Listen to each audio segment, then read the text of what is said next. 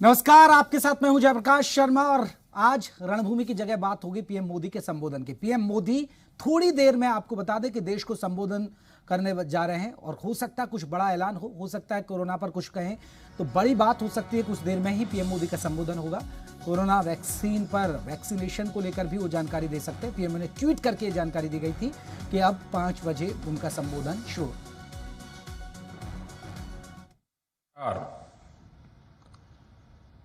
Corona की दूसरी wave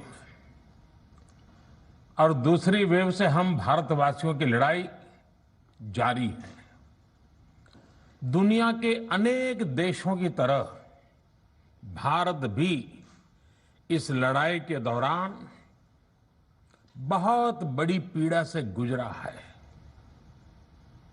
हम में से कई लोगों ने अपने परिजनों को, अपने परिचितों को खोया है। ऐसे सभी परिवारों के साथ मेरी पूरी संवेदनाएं हैं। साथियों, बीते 100 वर्षों में आई ये सबसे बड़ी महामारी है, त्रासदी है। इस तरह की महामारी आधुनिक विश्व ने न देखी थी न अनुभव की थी। इतनी बड़ी वैश्विक महामारी से हमारा देश कई मोर्चों पर एक साथ लड़ा है। कोविड अस्पताल बनाने से लेकर आईसीयू बेड्स की संख्या बढ़ानी हो, भारत में वेंटिलेटर बनाने से लेकर टेस्टिंग लैब्स का एक बहुत बड़ा नेटवर्क तैयार करना हो, कोविड से लड़ने के लिए बीते 1.25 साल में ही देश में एक नया हेल्थ इंफ्रास्ट्रक्चर तैयार किया गया है। सेकंड वेव के दौरान अप्रैल और मई के महीने में भारत में मेडिकल ऑक्सीजन की डिमांड अकल्पनीय रूप से बढ़ गई थी। भारत के इतिहास में कभी भी इतनी मात्रा में मेडिकल ऑक्सीजन की जरूरत कभी भी महसूस नहीं की गई। इस जरूरत को पूरा करने के लिए युद्ध स्तर पर काम किया गया। सरकार के सभी तंत्र लगे। ऑक्सीजन रेल चलाई गई, एयरफोर्स के विमानों को लगाया गया, नौसेना को लगाया गया। बहुत ही कम समय में लिक्विड मेडिकल ऑक्सीजन के प्रोडक्शन में 10 गुना से ज्यादा बढ़ाया गया। दुनिया के हर कोने से, जहां कहीं से भी जो कुछ भी उपलब्ध हो सकता था उसको प्राप्त करने का भरसक प्रयास किया गया, लाया गया। इसी तरह जरूरी दवाओं के प्रोडक्शन को कई गुना बढ़ाया गया। विदेशों में जहां भी दवाइयां उपलब्ध हो वहां से उन्हें लाने में कोई कोर कसर बाकी नहीं छोड़ी गई। साथियों, कोरोना जैसे अदृश्य और रूप बदलने वाले दुश्मन के खिलाफ लड़ाई में सबसे प्रभावी हथियार कोविड प्रोटोकॉल है। मास्क, 2 गज की दूरी और बाकी सारी सावधानियां उसका पालन ही है। इस लड़ाई में वैक्सीन हमारे लिए सुरक्षा कवच की तरह है। आज पूरे विश्व में वैक्सीन के लिए जो मांग है उसकी तुलना में उत्पादन करने वाले देश और वैक्सीन बनाने वाली कंपनियां बहुत कम है, इन्हीं गिनी हैं। कल्पना करिए कि अभी हमारे पास भारत में बनी वैक्सीन नहीं होती तो आज भारत जैसे विशाल देश में क्या होता। आप पिछले 50-60 साल का इतिहास देखेंगे तो पता चलेगा कि भारत को विदेशों से वैक्सीन प्राप्त करने में दशकों लग जाते थे। विदेशों में वैक्सीन का काम पूरा हो जाता था, तब भी हमारे देश में वैक्सीनेशन का काम शुरू भी नहीं हो पाता था। पोलियो की वैक्सीन हो, स्मॉल पॉक्स, जहां गांव में हम इसको चेचक कहते हैं, चेचक की वैक्सीन हो, हेपेटाइटिस बी की वैक्सीन हो, इनके लिए देशवासियों ने दशकों तक इंतजार किया था। जब 2014 में देशवासियों ने हमें सेवा का अवसर दिया तो भारत में वैक्सीनेशन का कवरेज 2014 में भारत में वैक्सीनेशन का कवरेज सिर्फ 60% के आसपास था, 60% के आसपास था। और हमारी दृष्टि में ये बहुत चिंता की बात थी। जिस रफ्तार से भारत का टीकाकरण कार्यक्रम चल रहा था, उस रफ्तार से देश को 100% टीकाकरण कवरेज का लक्ष्य हासिल करने में करीब करीब 40 साल लग जाते हैं। हमने इस समस्या के समाधान के लिए मिशन इंद्रधनुष को लॉन्च किया।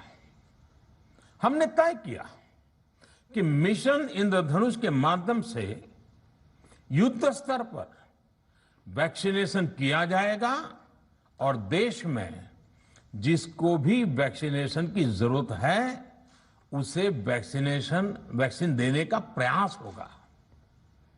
हमने मिशन मोड में काम किया और सिर्फ 5-6 साल में ही वैक्सीनेशन कवरेज 60% से बढ़कर 90% से भी ज्यादा हो गई। 60 से 90, यानी हमने वैक्सीनेशन की स्पीड भी बढ़ाई और दायरा भी बढ़ाया।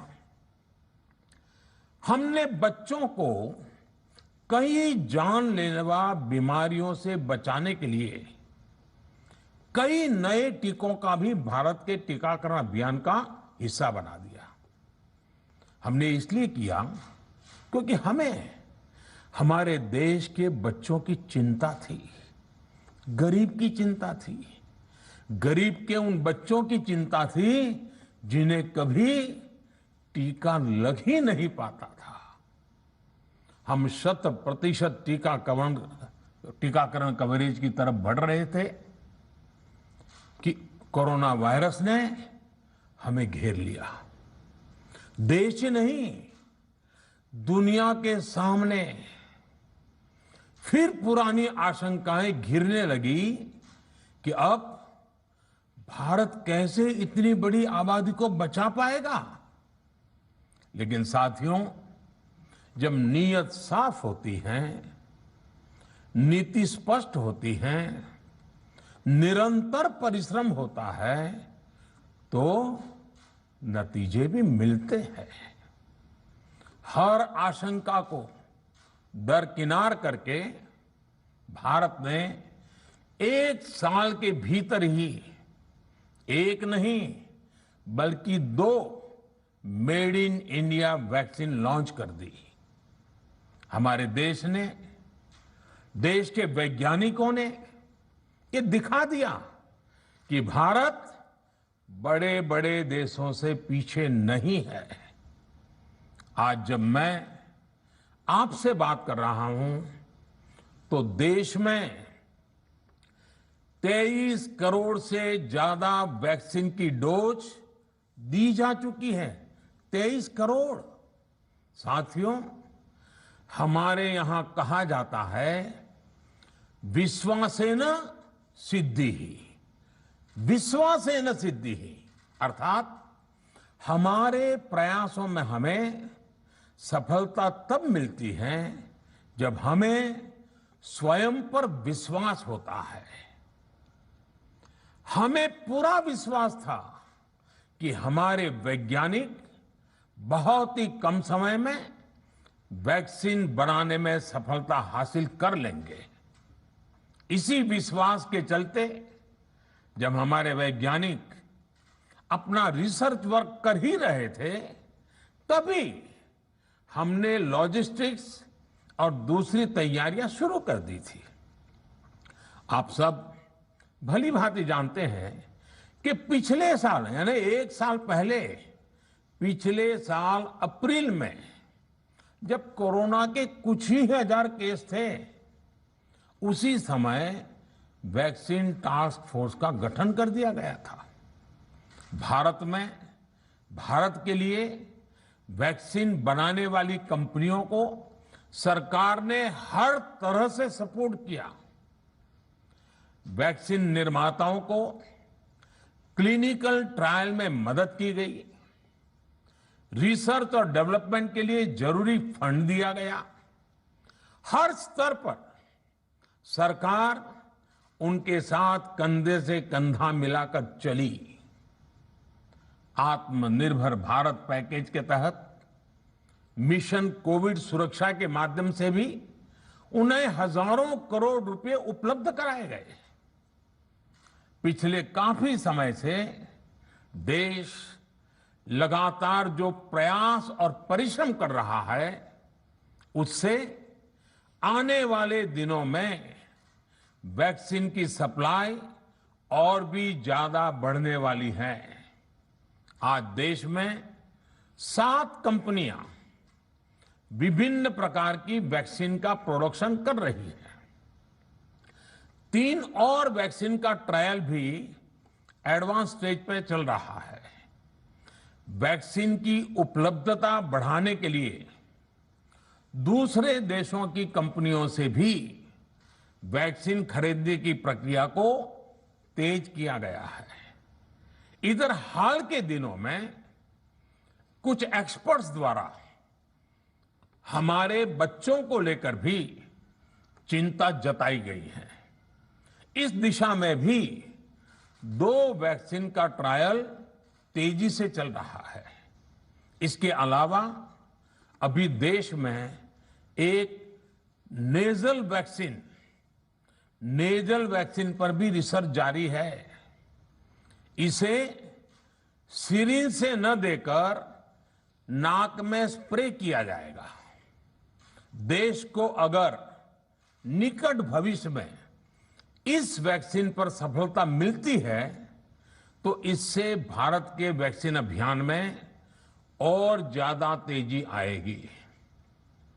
साथियों, इतने कम समय में वैक्सीन बनाना अपने आप में पूरी मानवता के लिए बहुत बड़ी उपलब्धि है, लेकिन इसकी अपनी सीमाएं भी हैं।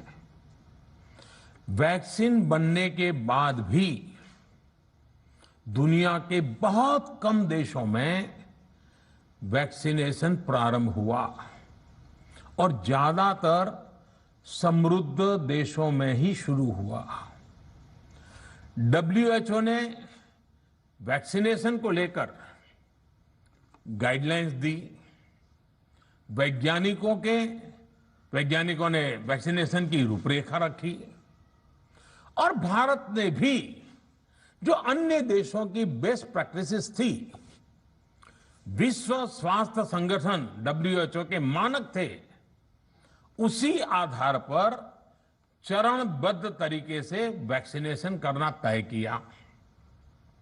केंद्र सरकार ने मुख्यमंत्रियों के साथ हुई अनेकों बैठकों से जो सुझाव मिले, संसद के विभिन्न दलों के साथियों द्वारा जो सुझाव मिले, उसका भी पूरा ध्यान रखा इसके बाद ही ये तय हुआ कि जिन्हें कोरोना से ज्यादा खतरा है उन्हें प्राथमिकता दी जाएगी।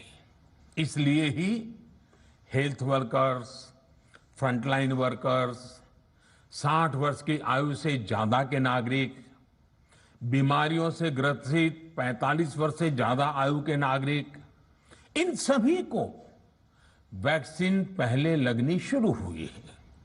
आप कल्पना कर सकते हैं कि अगर कोरोना की दूसरी वेव से पहले हमारे फ्रंटलाइन वर्कर्स को वैक्सीन नहीं लगी होती तो क्या होता? सोचिए, हमारे डॉक्टर्स, नर्सिंग स्टाफ को वैक्सीन ना लगी तो क्या होता? अस्पतालों में सफाई करने वाले हमारे भाई बहनों को, एम्बुलेंस के हमारे ड्राइवर्स भाई बहनों को वैक्सीन ना लगी होती तो क्या होता? ज्यादा से ज्यादा हेल्थ वर्कर्स को वैक्सीनेशन होने की वजह से ही वो निश्चिंत होकर दूसरों की सेवा में लग पाए, लाखों देशवासियों का जीवन बचा पाए। लेकिन देश में कम होते कोरोना के मामलों के बीच केंद्र सरकार के सामने अलग अलग सुझाव भी आने लगे, भिन्न भिन्न मांगे होने लगी, पूछा जाने लगा, सब कुछ भारत सरकार ही क्यों तय कर रही है? राज्य सरकारों को छूट क्यों नहीं दी जा रही है? राज्य सरकारों को लॉकडाउन की छूट क्यों नहीं मिल रही है? One size does not fit all जैसी बातें भी कही गई। दलील ये दी गई कि संविधान में चूंकि हेल्थ, आरोग्य प्रमुख रूप से राज्य का विषय है, इसलिए अच्छा है कि सब राज्य ही करें। इसलिए इस दिशा में एक शुरुआत की गई। भारत सरकार ने एक बृहद गाइडलाइन बनाकर राज्यों को दी ताकि राज्य अपनी आवश्यकता और सुविधा के अनुसार काम कर सके। स्थानीय स्तर पर कोरोना कर्फ्यू लगाना हो, माइक्रो कंटेनमेंट जोन बनाना हो, इलाज से जुड़ी व्यवस्थाएं हो, भारत सरकार ने राज्यों की इन मांगों को स्वीकार किया। साथियों, इस साल 16 जनवरी से शुरू होकर अप्रैल महीने के अंत तक भारत का वैक्सीनेशन कार्यक्रम मुख्यतः केंद्र सरकार की देखरेख में ही चला। सभी को मुफ्त वैक्सीन लगाने के मार्ग पर देश आगे बढ़ रहा था। देश के नागरिक भी अनुशासन का पालन करते हुए अपनी बारी आने पर वैक्सीन लगवा रहे थे। इस बीच कई राज्य सरकारों ने फिर कहा कि वैक्सीन का काम डिसेंट्रलाइज किया जाए और राज्यों पर छोड़ दिया जाए। तरह तरह के स्वर उठे, जैसे कि वैक्सीनेशन के लिए एज ग्रुप क्यों बनाए गए। दूसरी तरफ किसी ने कहा कि उम्र की सीमा आखिर केंद्र सरकार ही क्यों तय करे। कुछ आवाजें तो ऐसी भी उठी कि बुजुर्गों का वैक्सीनेशन पहले क्यों हो रहा है। भांति भांति के दबाव भी बनाए गए। देश के मीडिया के एक वर्ग ने इसे कैंपेन के रूप में भी चलाया। साथियों, काफी चिंतन मनन के बाद इस बात पर सहमति बनी कि राज्य सरकारें अपनी तरफ से भी प्रयास करना चाहती हैं, तो भारत सरकार को क्यों इतराज हो और भारत सरकार इतराज क्यों करे। राज्यों की इस मांग को देखते हुए, उनके आग्रह को ध्यान में रखते हुए 16 जनवरी से जो व्यवस्था चली आ रही थी, उसमें प्रयोग के तौर पर एक बदलाव किया गया। हमने सोचा कि राज्य ये मांग कर रहे हैं, उनका उत्साह है, तो चलो भाई 25% का काम उन्हीं को सुपुर्द कर दिया जाए, उन्हीं को दे दिया जाए, स्वाभाविक है। 1 मई से राज्यों को 25% काम उनके हवाले कर दिया गया। उसे पूरा करने के लिए उन्होंने अपने अपने तरीके से प्रयास भी किए। इतने बड़े काम में किस तरह की कठिनाइयां आती हैं, ये भी उनके ध्यान में आने लगा। उनको पता चला पूरी दुनिया में वैक्सीन की क्या स्थिति है, इसकी सच्चाई से भी राज्य परिचित हुए। और हमने देखा एक तरफ मई में सेकेंड वेव, दूसरी तरफ वैक्सीन के लिए लोगों का बढ़ता रुझान, और तीसरी तरफ राज्य सरकारों की कठिनाइयां। मई में 2 सप्ताह बीतते बीतते कुछ राज्य खुले मन से ये कहने लगे कि पहले वाली व्यवस्था ही अच्छी थी। धीरे धीरे इसमें कई राज्य सरकारें जुड़ती चली गई। वैक्सीन का काम राज्यों पर छोड़ा जाए, जो इसकी वकालत कर रहे थे उनके विचार भी बदलने लगे। एक अच्छी बात रही कि समय रहते राज्य पुनर्विचार की मांग के साथ फिर आगे आए। राज्यों की इस मांग पर हमने भी सोचा कि देशवासियों को तकलीफ ना हो, सुचारू रूप से उनका वैक्सीनेशन हो। इसके लिए 1 मई के पहले वाली, यानी 1 मई के पहले 16 जनवरी से अप्रैल अंत तक जो व्यवस्था थी, पहले वाली पुरानी व्यवस्था को फिर से लागू किया जाए।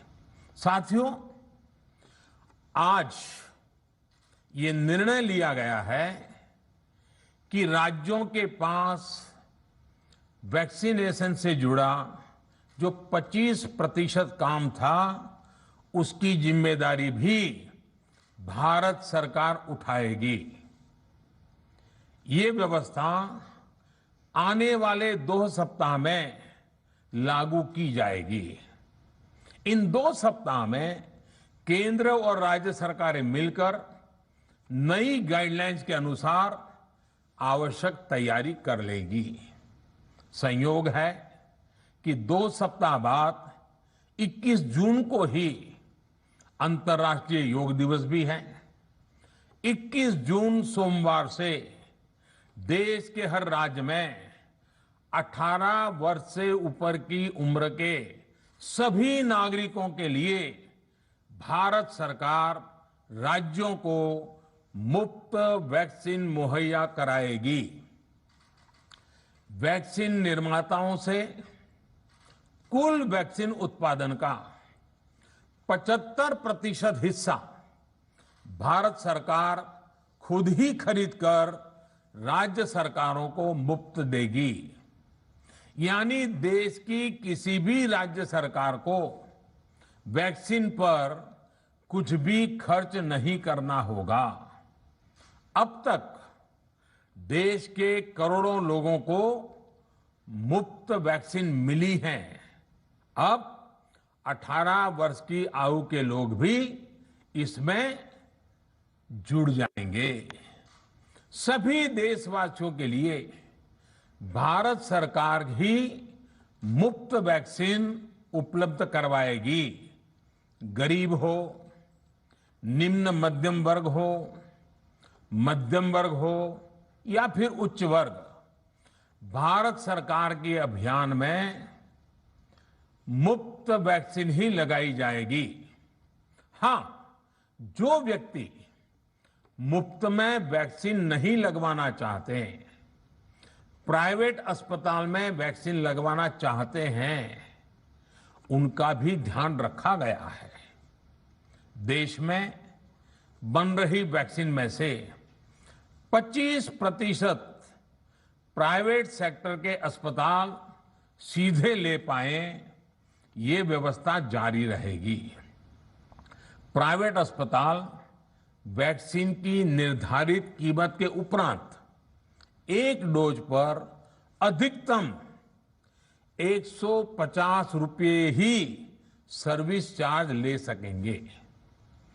इसकी निगरानी करने का काम राज्य सरकारों के पास ही रहेगा।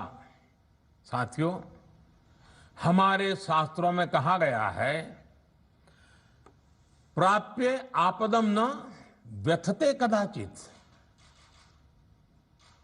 उद्योगम अनु इच्छति चा प्रमत्तः, अर्थात विजेता आपदा आने पर उससे परेशान होकर हार नहीं मानते, बल्कि उद्यम करते हैं, परिश्रम करते हैं और परिस्थिति पर जीत हासिल करते हैं। कोरोना से लड़ाई में 130 करोड़ से अधिक भारतीयों ने अभी तक की यात्रा आपसी सहयोग, दिन रात मेहनत करके तय की है। आगे भी हमारा रास्ता हमारे श्रम और सहयोग से ही मजबूत होगा। हम वैक्सीन प्राप्त करने की गति भी बढ़ाएंगे और वैक्सीनेशन अभियान को भी और गति देंगे। हमें याद रखना है कि भारत में वैक्सीनेशन की रफ्तार आज भी दुनिया में बहुत तेज है, अनेक विकसित देशों से भी तेज है। हमने जो टेक्नोलॉजी प्लेटफॉर्म बनाया है कोविन, उसकी भी पूरी दुनिया में चर्चा हो रही है। अनेक देशों ने भारत के इस प्लेटफॉर्म को इस्तेमाल करने में रुचि भी दिखाई है। हम सब देख रहे हैं कि वैक्सीन की एक एक डोज कितनी महत्वपूर्ण है। हर डोज से एक जिंदगी जुड़ी हुई है।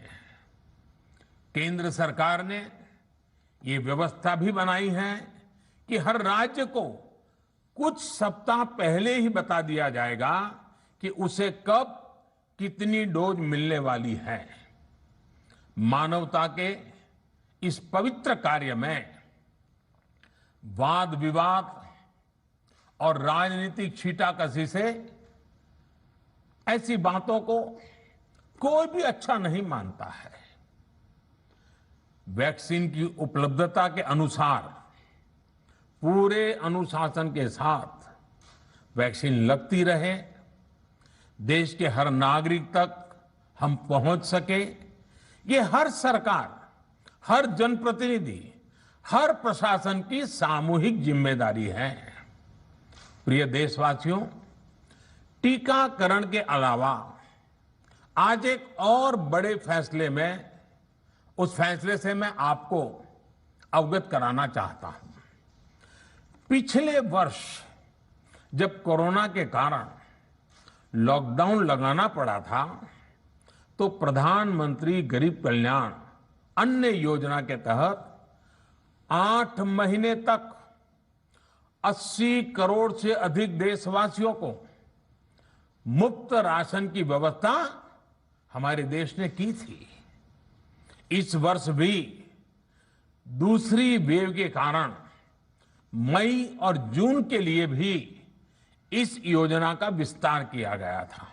आज सरकार ने फैसला लिया है कि प्रधानमंत्री गरीब कल्याण अन्न योजना को अब दीपावली तक आगे बढ़ाया जाएगा। महामारी के इस समय में सरकार गरीब की हर जरूरत के साथ उसका साथी बनकर खड़ी है।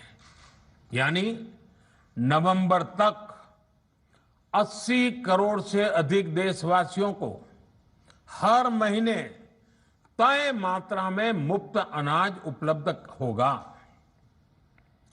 इस प्रयास का मकसद यही है कि मेरे किसी भी गरीब भाई बहन को, उसके परिवार को भूखा सोना ना पड़े। साथियों, देश में हो रहे इन प्रयासों के बीच कई क्षेत्रों से वैक्सीन को लेकर भ्रम और अफवाहों की जानकारी चिंता बढ़ाती है। ये चिंता भी मैं आपके सामने व्यक्त करना चाहता हूं। जब से भारत में वैक्सीन पर काम शुरू हुआ, तभी से कुछ लोगों द्वारा ऐसी बातें कही गई जिससे आम लोगों के मन में शंका पैदा हो। कोशिश ये भी हुई कि भारत के वैक्सीन निर्माताओं का हौसला पस्त पड़ जाए और उनके सामने अनेक प्रकार की बाधाएं आए। जब भारत की वैक्सीन आई तो अनेक माध्यमों से शंका आशंका को और बढ़ाया गया। वैक्सीन न लगवाने के लिए भांति भांति के तर्क प्रचारित किए गए। इन्हें भी देश देख रहा है। जो लोग वैक्सीन को लेकर आशंका पैदा कर रहे हैं, अफवाहें फैला रहे हैं, वो भोले भाले भाई बहनों के जीवन के साथ बहुत बड़ा खिलवाड़ कर रहे हैं। ऐसी अफवाहों से सतर्क रहने की जरूरत है। मैं भी आप सबसे, समाज के प्रबुद्ध लोगों से, युवाओं से अनुरोध करता हूं कि आप भी वैक्सीन को लेकर जागरूकता बढ़ाने में सहयोग करें। अभी कई जगहों पर कोरोना कर्फ्यू में ढील दी जा रही है, लेकिन इसका मतलब ये नहीं कि हमारे बीच से कोरोना चला गया है। हमें सावधान भी रहना है और कोरोना से बचाव के नियमों का भी सख्ती से पालन करते रहना है। मुझे पूरा विश्वास है हम सब कोरोना से इस जंग में जीतेंगे। भारत कोरोना से जीतेगा। इन्हीं शुभकामनाओं के साथ आप सभी देशवासियों का बहुत बहुत धन्यवाद।